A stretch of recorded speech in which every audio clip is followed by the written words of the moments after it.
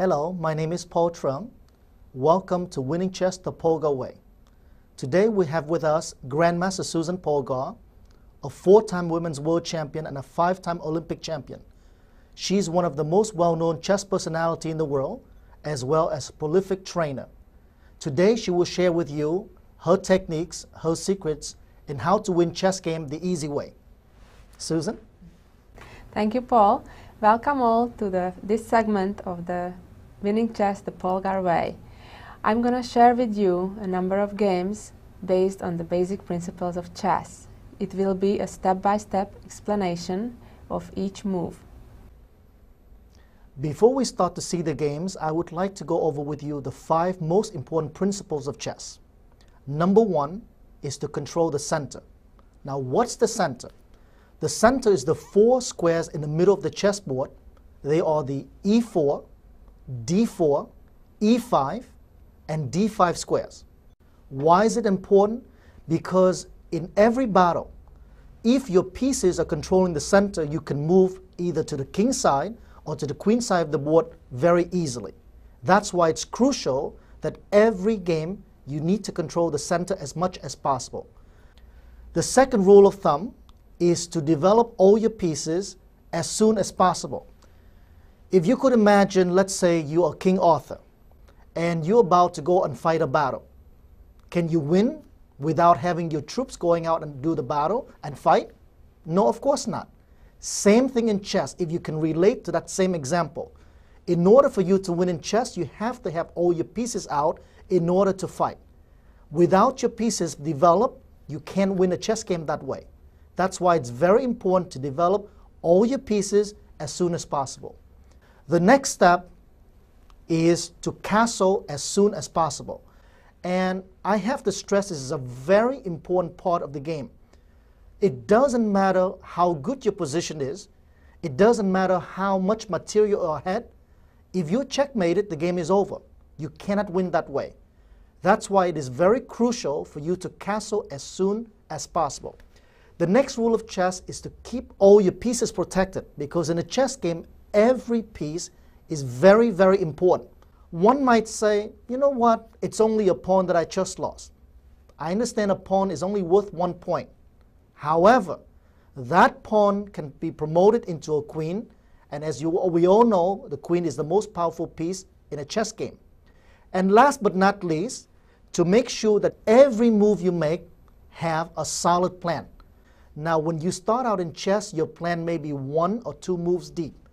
As you get stronger and more experienced, your plan will get a lot deeper and there's a lot more meaning behind it. But to make sure that you don't make a move for the sake of making a move. Every move should have a meaning. Every move should have a plan. Susan? Thank you, Paul. That was a wonderful explanation of the basic principles of chess. Now we're going to look at 2 games where white will follow the basic principles of chess. Black will break the rules. And let's see what happens to black.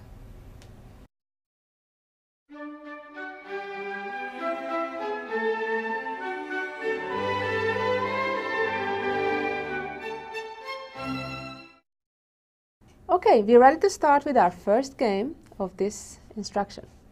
White starts with E4. E4 is one of the most common starting moves in chess. This move occupies the E4 center square as well as it attacks another center square on D5. It also has another advantage by opening up the diagonal of the bishop as well as of the queen. Black responds with G6.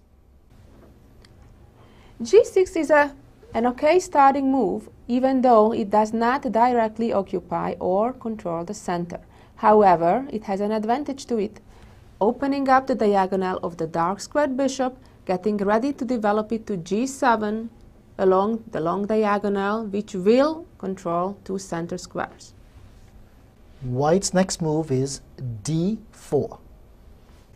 D4 is a wonderful move. It occupies another center square as well as attacks a 4th one on E5. Now white has full control of all 4 center squares. It also has another advantage, opening up the diagonal of the dark squared bishop.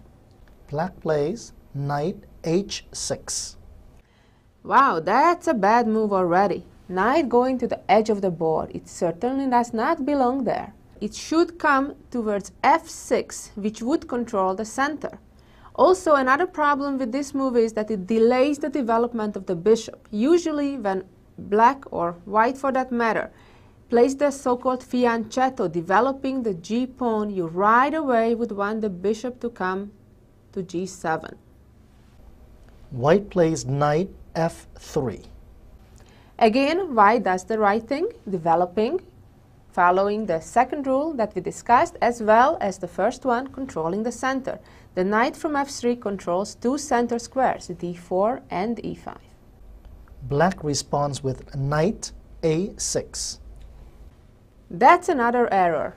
Just like we said, the other knight developing to the edge of the board, this knight developing also to the edge of the board. Again, the knight is not developing in the right direction. The right direction is, as we said, the center, the middle of the board. And that would be to develop the knight to c6, towards c6. Or, as I mentioned before, to first develop the bishop to g7. Now white plays bishop to c4. White continues the right way. Again, developing a next piece, the bishop, controlling a center square on d5, as well as it prepares the next step, another principle, to put the king in safety by castling on the next move. Black plays b6.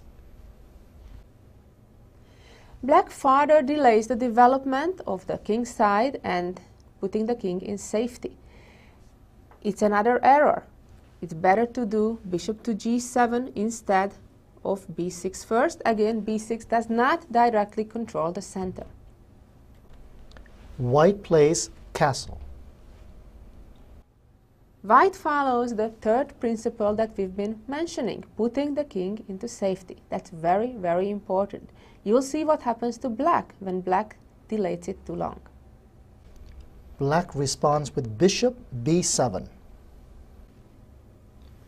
That's not a bad move for a change. The bishop develops and controls two center squares, attacks the pawn on e4, as well as controls the d5 center square.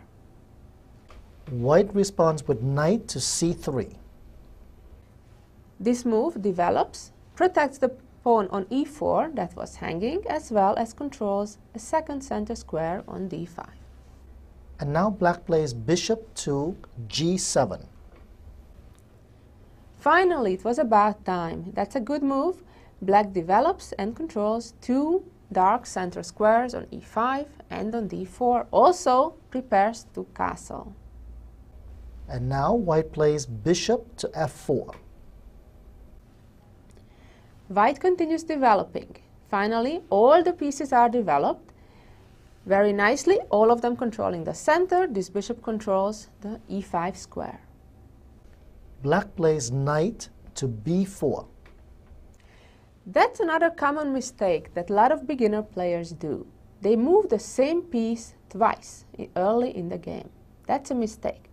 The first thing you should do in the beginning of the game, move each piece out once to develop. As we said, preferably towards the center, not to the edge of the board. Put your king in safety. And that is black's problem, that black is delaying and delaying, castling, putting the king in safety. We'll see why it's not so good to move the same piece over and over. White plays queen to d2. This is a very typical move. It has many purposes. The most obvious one is to putting a double pressure on the knight on h6. That's very much misplaced. Also, a more general idea of the move is to connect the two rooks, which is very good to do. Black plays knight to g4. Black had not much of a choice. Because the bishop was attacking the knight had to move, otherwise black would lose a piece, of course. Now, moving backwards is naturally not very tempting to do. That's why black went to g4, but that has its own problems, as we'll see very shortly. Now white plays knight to b5. Okay, so the move is knight to b5. It has a lot of threats. Directly, the queen is attacking the knight, which is a discovered attack because the knight moved. Also, the knight itself has a direct attack on to the c7 pawn to capture it, making a fork. So it's a very, very serious threat. Black retreats the knight to a6. The only way black could defend both the knight as well as the threat of knight c7, forking the rook and the king, was to retreat the knight to a6. That's a sad thing. That's already the third move with the same piece early in the game. That's very, very bad. And now white pushes the pawn to e5. Now it's time to gain space. Also, it's a move that takes away some crucial squares. It takes away the f6 square from this knight to retreat. Now this knight is getting into trouble. If you look closely, it has no place to go. Therefore, white has now a direct threat to trap that knight by simply attacking it next move. Black responds with h5. h5 is an awkward looking move, but the purpose is to at least make the h6 square safe for the knight by the protection of both the rook and the bishop. Without making that move, after h3, the knight retreating on h6 would be lost. So that is the purpose of the move of h5. White continues with knight to g5. White plays very aggressively again, putting a new threat on the other side, on f7.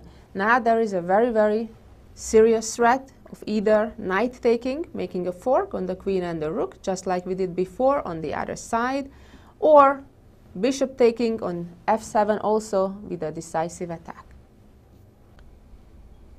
Black plays knight to h6. Black retreats the knight to protect the f7 square. White continues with queen to d3. Queen to d3 improves the position further and it creates a tactical threat. One very important thing we need to remember, that when we have a lot of positional advantages, little strategical advantages, you eventually reach a point when you need to involve tactics, cash-in time, to translate, to transform the small advantages into actual material advantage or checkmate.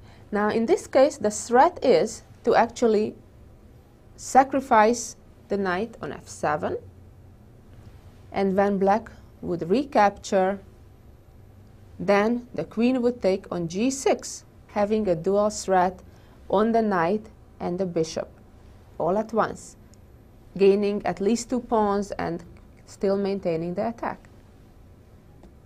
Let's go back now to the position after queen d3 when it's black's turn. Black finally castles. Black did castle here, but it unfortunately causes another problem. White immediately played queen takes g6. Here, all of a sudden, the pawn on g6 became unprotected because of an existing or just now created pin. Because black castled, the pawn on f7 is pinned. Therefore, white could capture the pawn on g6. Now black is in serious, serious trouble. There is a threat to checkmate on h7, and there is only one way to protect against that. Rook to e8. Black needed to make some space for the king to try to run towards f8. White now plays knight takes f7.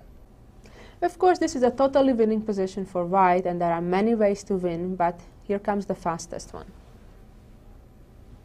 Knight takes on f7. Now this creates a direct threat on the queen, as well some discovered other checks, moving away the knight and checkmating very quickly, as we'll see. Black captured the knight with knight takes f7. Black didn't have much of a choice if he didn't want to lose his queen, but this also ends the game very quickly. White played